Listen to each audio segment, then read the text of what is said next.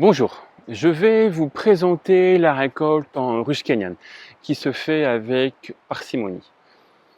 La philosophie de cette ruche est de récolter uniquement le surplus de miel, barrette par barrette, afin de laisser suffisamment de miel pour l'hivernage et le printemps suivant pour les abeilles, afin d'éviter le nourrissement. Donc ceci est possible grâce à la forme horizontale de cette ruche, constituée de partitions. Donc l'entrée des abeilles se fait sur le côté trapézoïdal. On a les abeilles qui sont au-dessous ma main, les deux partitions et la partie vide de la ruche. Donc les partitions, c'est ça. Voilà, et ça conditionne la colonie par rapport à sa puissance. Donc j'ai des colonies qui sont plus développées, d'autres moins développées. Ça ne veut pas dire qu'on va moins ou plus récolter. Généralement, ça peut avoir un lien. Mais la colonie est sur cet élément là environ sur une quinzaine de barrettes. Donc tout d'abord, quand on va ouvrir la ruche, on regarde ce premier rayon, comment il est operculé. Si il est operculé à la moitié, on peut entamer une progression, aller voir ce qu'il se passe un peu plus loin, voir s'il y a d'autres rayons à récolter. S'il n'est pas entièrement operculé, on revient la semaine prochaine, la semaine suivante, observer s'il est bien operculé. Si ce n'est pas le cas, si vous allez voir un peu plus loin, vous allez fragiliser les rayons de miel. L'opercule maintient les différentes alvéoles entre elles et surtout les ponts de cire qu'il peut y avoir entre le rayon et la paroi. Si vous les enlevez et si ce n'est pas bien operculé, vous fragilisez les rayons et vous risquez un effondrement dans la journée ou dans les jours qui suivent, notamment s'il fait très chaud. Donc on va regarder ensemble. On essaie de récolter le matin par des températures fraîches ou en journée. Il peut y avoir aussi des journées fraîches. Voilà, donc on décale la partition. Et on va voir ce qu'il se passe dans cette ruche. Ok, donc là il est à la moitié operculé, on peut aller voir un peu plus loin. Ok. Operculé, on le voit bien ici. Hein. Tout ça.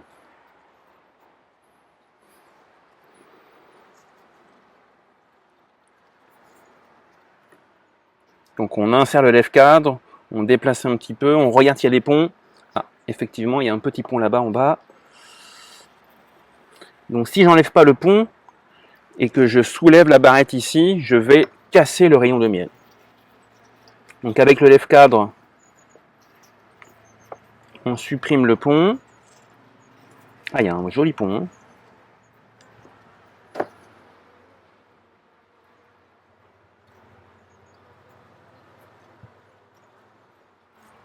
Ok, magnifique rayon, là encore. Très bon à récolter. Donc je vais essayer de ne pas traîner parce que c'est la fin de la récolte et il fait chaud.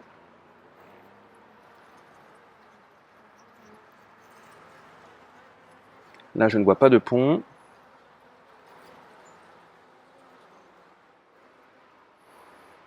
Magnifique rayon de couvain qui a été operculé. Un troisième rayon à récolter. Et là il y a un petit pont.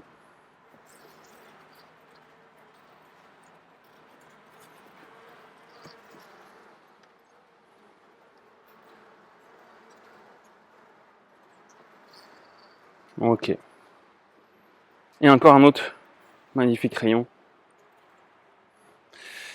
à récolter. Ok, donc complètement operculé. Donc ça on peut y aller. Donc on est à 4 rayons.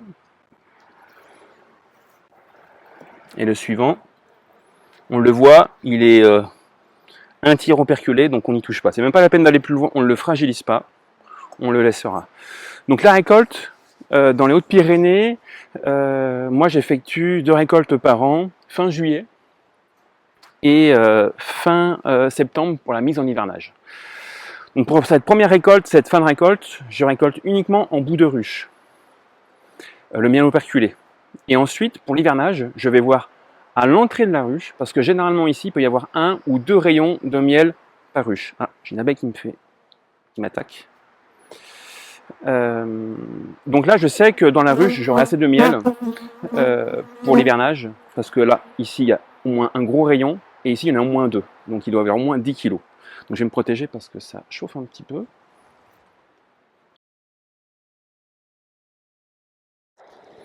Donc on prépare toujours tous les rayons, et ensuite, quand on récolte, on y va tout d'un coup. Donc là, moi, je prends des fougères que j'ai sur place, afin d'éviter la transmission de virus sur d'autres ruches. Voilà, comme ceci. Aussi, on a une petite ruchette pour récolter. On remplit les ruchettes, et une fois qu'elles sont pleines, on les met dans la voiture et on va chercher une autre ruchette. Voilà. Au fond de la ruchette, on peut mettre un petit tissu qui va amortir le rayon. Le rayon va prendre un petit peu de pression dessus et ça va le maintenir et éviter qu'il casse en transport. Ça arrive rarement, mais si vous avez un chemin qui est assez sinueux, assez long avec des nids de poules, le rayon il peut casser sur la route.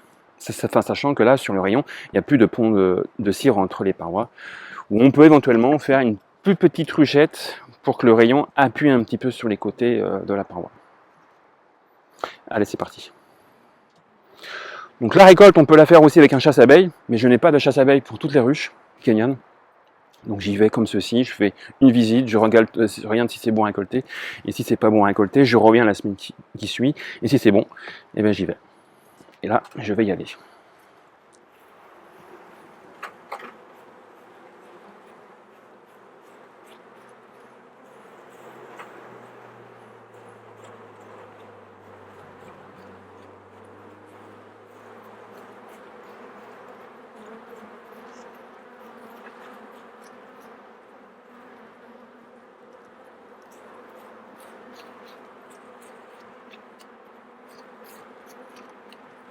Ok.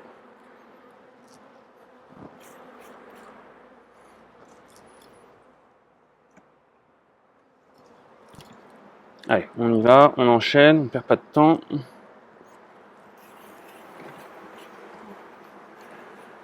Les abeilles elles vont vite comprendre qu'on leur prend le miel, donc là il y a un enclenchement par les abeilles. Elles essaient de désoperculer et puis de prendre un maximum de miel avant qu'on le prenne.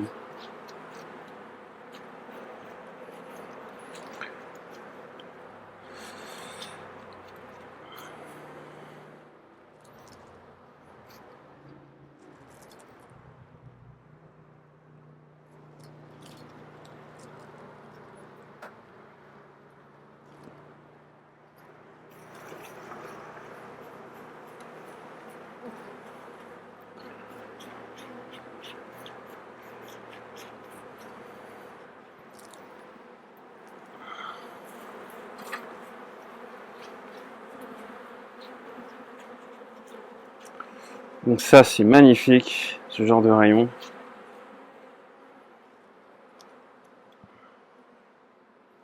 Vous voyez comme c'est beau.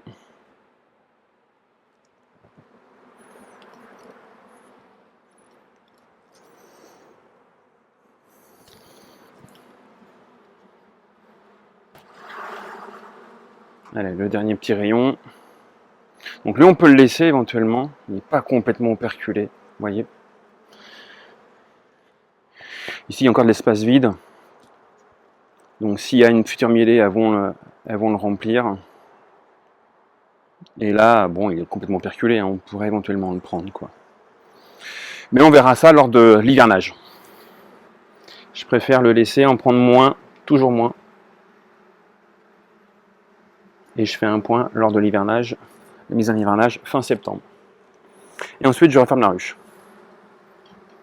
Et je peux laisser aussi une barrette de libre éventuellement, avec une petite cale interbarrette, parce qu'il dépasse le rayon.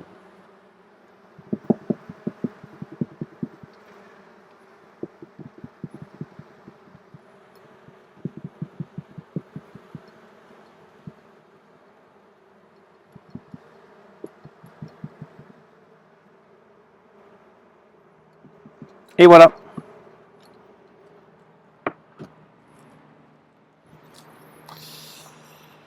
Une récolte assez rapide, assez simple. Et surtout, l'avantage, c'est de récolter barrette par barrette et on laisse suffisamment de miel pour les abeilles, pour les périodes de disette, l'hivernage et le printemps suivant. Merci, très bonne journée, à bientôt, au revoir.